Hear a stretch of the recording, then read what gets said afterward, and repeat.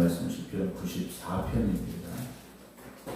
구약성경 872쪽 시편 94편 1절부터 23절입니다.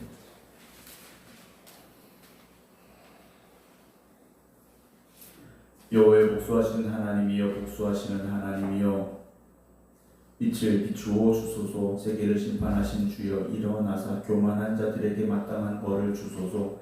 여호와의 악인이 언제까지 개가를 부르리까? 그들이 마구짓거리며 오만하게 떠들며 주의 악을 행하는 자들이 다 자만하나이다. 여호와여, 그들이 주의 백성을 짓밟으며 주의 소유를 곤고하게 하며 과부와 나그네를 죽이며 고아들을 살해하며 말하기를 여호와가 보지 못하며 야곱의 하나님이 알지 못하리라, 알아차리지 못하리라 하나이다. 백성 중에 어리석은 자들아, 너희는 생각하라. 무지한 자들아, 너희가 언제나 지혜로울까? 귀를 지으신 이가 듣지 아니하시랴, 눈을 만드신 이가 보지 아니하시랴.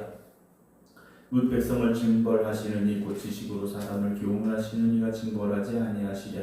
여호와께서는 사람의 생각이 허무함을 아시느니라. 여호와여, 주로부터 징벌을 받으며 주의 법으로 교훈하심을 받는 자가 복이 있나니, 이런 사람에게는 환난의 날을 피하게 하사 악인을 위하여 구덩이를 팔 때까지 평안을 주시이다. 여호와께서는 자기 백성을 버리지 아니하시며 자기의 소유를 외면하지 아니하시리로다. 심판이 의로 돌아가리니 마음이 정직한 자가 다 따르리로다. 누가 나를 위하여 일어나서 행악자들을 치며 누가 나를 위하여 일어나서 악행하는 자들을 칠까? 여호와께서 내게 도움이 되지 아니하셨다면 내 영혼이 벌써 침묵 속에 잠겼으리로다. 여호와여, 나의 발이 미끄러진다고 말할 때 주의 인자심이 나를 붙드셔 싸우며 내 속에 근심이 많을 때 주의 위안이 내 영혼을 즐겁게 하시나이다.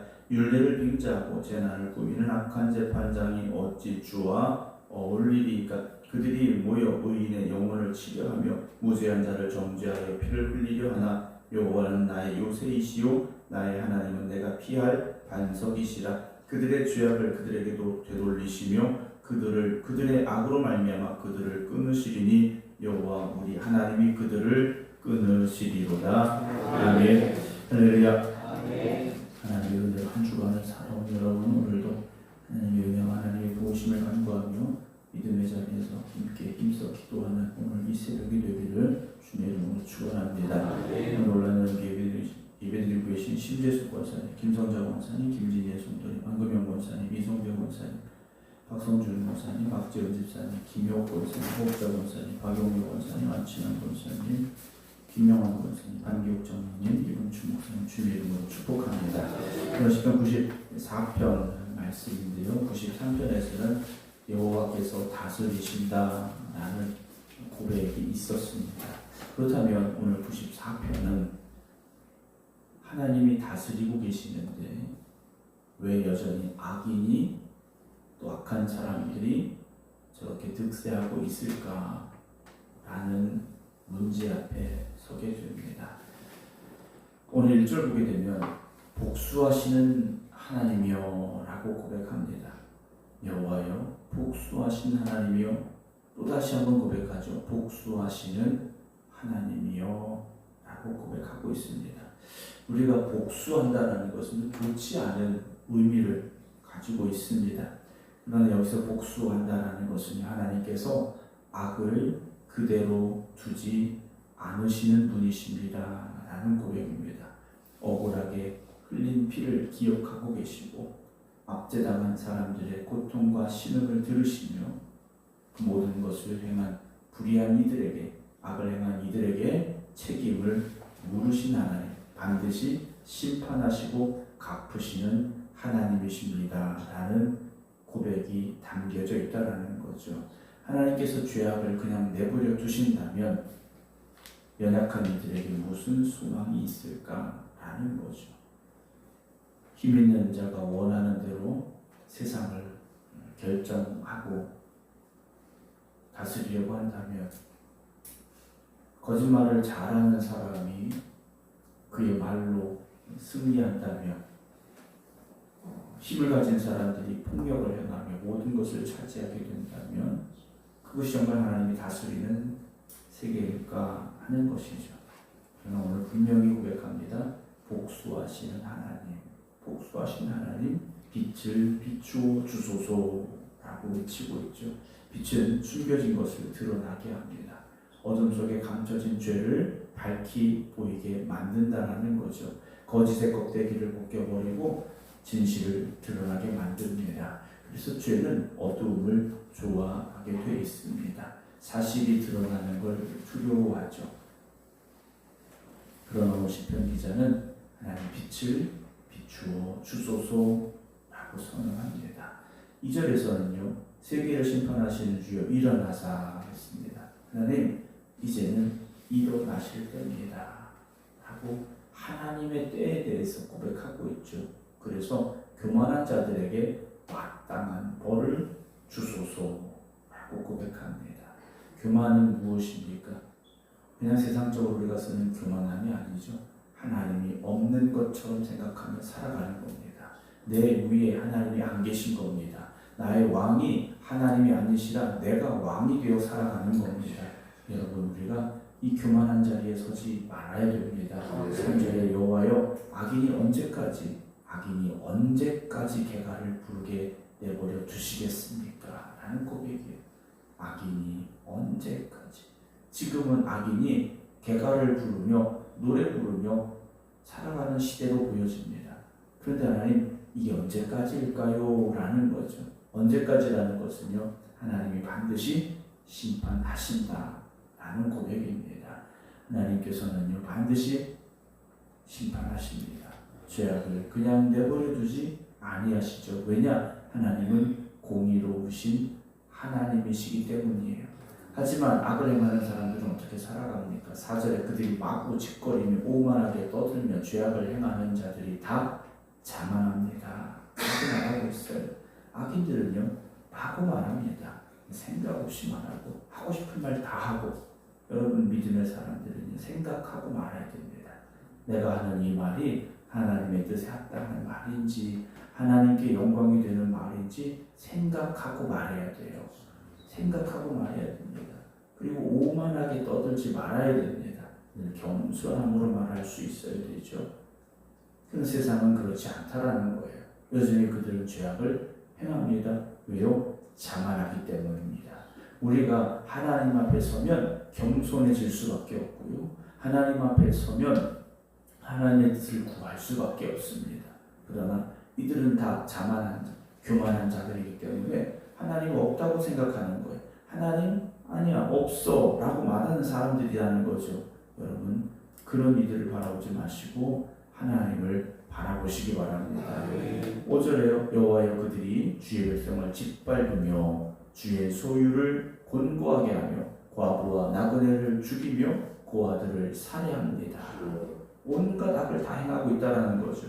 그러면서 7절에 말하기를 여호와가 보지 못하며 야곱의 하나님이 알아차리지 못하리라 합니다. 그래, 아무도 몰라라는 거죠. 우리가 이렇게 하는 거, 우리가 이렇게 말하는 거, 우리가 이렇게 계획하는 거 아무도 몰라. 하나님이 알고 계시다라는 거죠. 하나님이 알고 계시다라는 거예요. 그래서 8절에 백성 중에 어리석은 자들아 너희는 생각하라. 무지한 자들아 너희가 언제나 지혜로울까? 언제나 깨달을까? 왜냐하면 9절 귀를 지으시니가 듣지 아니하시랴 눈을 만드시니가 보지 아니하시랴. 하나님이 우리를 창조하셨습니다.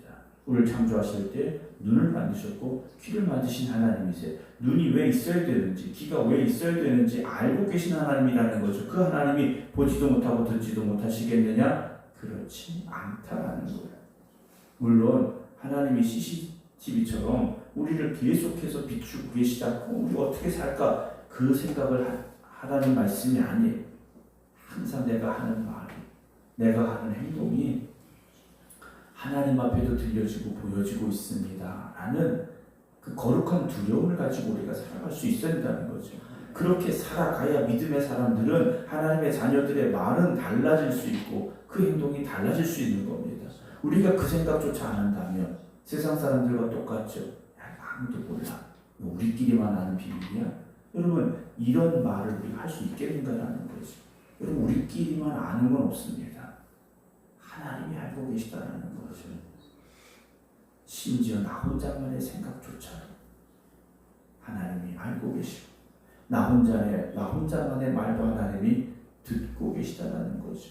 누가 보든 보지 않든 누가 듣든지 듣지 않든지 여러분 늘 우리의 말은 우리의 행동은 하나님의 기쁨이 되기를 주님의 이름으로 축원합니다. 10절 보면요. 모든 백성을 어떻게 하십니까? 징벌하시는 이 곧 지식으로 사람을 교훈하시는 이가 징벌하지 않으시겠느냐라고 고백하고 있어요. 하나님은요. 징벌하시는 이라고 되어 있어요. 그럼 하나님은 벌을 주시는 그런 무서운 하나님이시겠는가라는 거죠. 그렇지 않습니다. 우리를 왜 징벌하시느냐? 교훈하시는 이예요. 12절에 보게 되면 여호와여 주로부터 징벌을 받으며 주의 복으로 교훈하심을 받는 자가 복이 있다고 그랬어요. 때로는 여러분 하나님께서 이렇게 찔림을 주실 때, 때로는 그런 깨달음을 주실 때, 때로는 우리를 징벌하실 때라도 그것이 우리를 사랑하시기 때문에 다시 우리를 하나님의 자녀의 자리로 부르시는 은혜의 시간임을 여러분 잊지 마시기 바랍니다. 11절에 여호와께서는요 사람의 생각이 허무함을 알고 계세요. 우리의 생각이 얼마나 헛된가를요 다 알고 계시다는 거죠. 그래서 어떻게 하십니까? 징벌하실 때도 있고요 말씀으로 교훈하실 때가 있는 겁니다. 혹자는 그래요. 교회 와서 위로받으려고 했더니 말씀이 너무 무섭다라는 이야기를 하시는 분들이 있죠. 그러나 하나님의 말씀이 무조건적인 위로와 사랑은 아닙니다. 때로는 징계하시고 때로는 교훈하시고 때로는 책망하신다는 거죠. 왜 그렇습니까? 우리가 하나님의 자녀의 자리에 바로 서야 하기 때문이다라는 거죠. 13절에요. 이런 사람에게는 환난의 날을 피하게 하사 악인의 구덩이를 팔 때까지 어떻게 하십니까? 평안을 주신다 그랬어요. 하나님께서요 우리에게 평안을 주십니다. 여전히 문제는 있습니다. 여전히 환난은 찾아옵니다. 그러나 하나님이 주시는 평안을 누릴 수 있는 여러분들이 되시기 바랍니다. 왜 나만 이렇게 힘들까? 나만 왜 이렇게 고통스러울까? 여러분 그 문제와 고통만 바라보지 마시고요. 내 손을 붙잡아 주시고 나를 품에 안으시고 내 눈물을 닦아주시는 하나님을 의지함으로 인하여 하나님이 주시는 평안을 누리는 여러분들이 되시기 바랍니다. 왜냐하면 하나님께서는요 악인을 위하여 구덩이를 파고 계신 겁니다. 반드시 하나님 갚아주실 때가 있습니다. 14절에 여호와께서는 자기 백성을 버리지 아니하시며 자기의 소유를 외면하지 않으신다 그랬어요. 여러분 세상에서는요 나에게 이익이 되는 친구입니다. 그러나 나에게 더 이상 이익이 되지 않고 나에게 해가 되면 그때는 친구가 아니라 원수가 되는 겁니다. 그러나 하나님은요 자기 백성을 버리지 아니하십니다. 때로는 우리가 곁길로 가도 때로는 교만하게 살아도 하나님께서 우리를 버리지 아니하신다는 거죠. 그러나 징계하실 때가 있고 교훈하실 때가 있죠. 15절 심판이 의로 돌아가리니 마음이 정직한 자가 다 따르리로다 라고 말합니다. 세상의 심판은 왜곡이 될 수 있습니다. 그래서 우리가 어떤 재판을 할 때 이것이 제대로 됐니 안 됐니 재판도 잘못될 수 있으니 1심, 2심, 3심까지 가는 경우가 있지 않습니까? 세상의 재판은 사실 완전하지 않습니다. 그러나 하나님의 판단, 하나님의 심판은요 완전하신 겁니다. 누구도 거기에 의의를 달 수가 없다라는 거죠. 16절에 누가 나를 위하여 일어나 생각자들을 치면 누가 나를 일어나서 악행하는 자들을 칠까 하고 말하고 있습니다. 누가 나를 위해 일어나겠는가 하는 거죠. 우리가 정말 도움이 필요할 때 어느 누구도 내게 손을 내밀지 않을 수 있습니다. 내가 누군가에게 좀 도와달라고 말하는데 어느 누구도 나를 도와주지 않고 외면할 때도 있다라는 거죠. 근데 정말 힘들고 외롭지 않습니까? 17절에 그런데요. 여호와께서 내게 도움이 되지 아니하셨더냐 내 영혼이 벌써 침묵 속에 잠겼을 겁니다 라고 고백을 해요. 여러분 인생을 살아오면서 야, 내 편은 하나도 없었어, 나를 도와주는 사람이 없었어 라고 생각하실 수 있어요. 그런데 여러분 우리가 그 거센 세상의 풍파를 이기고 여기까지 올 수 있었던 이유가 무엇이겠는가라는 거죠. 하나님이 도우셨기 때문입니다. 왜 사람들은 착각하는 거죠. 내가 잘 견뎠어, 내가 잘 버텼어 라고 말할 수 있습니다. 그런데요, 돌아보면 우리가 기도할 힘조차 없었던 그날, 나의 눈물 가운데 하나님이 함께 하셨고 나의 그 고통 가운데 하나님이 나를 붙잡아 주시고 위로해 주셨기 때문에 우리가 여기까지 왔다라는 거죠. 그렇지 않았더라면 내 영혼이 벌써 칠목 속에 잠겼을 수밖에 없다라는 거죠. 사람이 위로해 주지 못할 때 하나님의 위로가 있었고, 사람의 도움이 없었을 때 하나님의 도우심이 있었기 때문에 우리가 여기까지 온 거죠. 18절 여호와여 나의 발이 미끄러진다고 말할 때 주의 인자하시면 어떻게 하셨습니까? 나를 붙드셨습니다 라고 말해요. 우리가 인생이 미끄러질 때가 있지 않습니까? 그런데 그때 하나님의 인자하신 우리를 붙잡아 주신 겁니다. 19절에 내 속에 근심이 많을 때 주의 위안이 내 영혼을 즐겁게 하셨습니다. 그래요. 근심이요 한두 개가 아니지 않습니까? 근심이 많을 때라고 되어 있어요. 오늘도 이 새벽에 근심이 많은 분들이 이곳에 있을 수 있습니다. 건강 때문에 또는 자녀 때문에 또는 경제적인 문제로 어떤 관계에서 지금의 내 현실을 바라보며 어떤 불안함이 여러 가지 많은 그런 근심이 내 안에 있을 수 있죠. 그래서 걱정이 끝이 없는 분들이 있습니다. 그런데 하나님께서요 우리 어떻게 하십니까? 우리를 위로해 주고 계십니다. 오늘 새벽 주님의 위로가 여러분들의 영을 다시 살리시기를 주님의 이름으로 축원합니다. 율례를 빙자하고 재난을 꾸미는 악한 재판장이 어찌 주와 어울리니까? 그들이 모여 의인의 영혼을 치료하는 무죄한 자를 정죄하여 피를 흘리랍니다. 그래요. 세상은 여전히 불의가 득세하고 있습니다. 우리가 오늘 새벽에 기도한다고 불의한 사람들이 시간에서 다 사라지거나 그들이 다 변화되지는 않는다라는 거죠. 여전히 세상에서는요 합법적인 것 같지만 불의를 행하는 또 악이 정당화되는 일들이 너무나도 많다라는 겁니다. 그러나 오늘 우리가 고백해야 될 것은 무엇입니까? 21절 여호와는 나의 요새이시여 나의 하나님은 내가 피할 바위가 되십니다. 반석이 되십니다. 여러분 고백할 수 있기를 주님의 이름으로 축원합니다. 마지막 23절에 그들의 죄악을 그들에게 되돌리시며 그들의 악으로 말미암아 그들을 끊으시리니 여호와 우리 하나님이 그들을 끊으시리로다 라고 고백하고 있습니다. 여러분 하나님이 갚아주십니다. 하나님이 갚아주셔요. 오늘의 억울함, 오늘의 답답함, 오늘의 두려움, 오늘의 불안함 여러분 하나님 앞에 다 내려놓으시고 하나님께서 갚아주시고 하나님 나를 위로하시고 하나님 나를 구원하십니다. 오늘도 하나님이 나의 힘이 되십니다. 고백할 수 있는 우리 모두가 되기를 주님의 이름으로 축원합니다. 기도하겠습니다.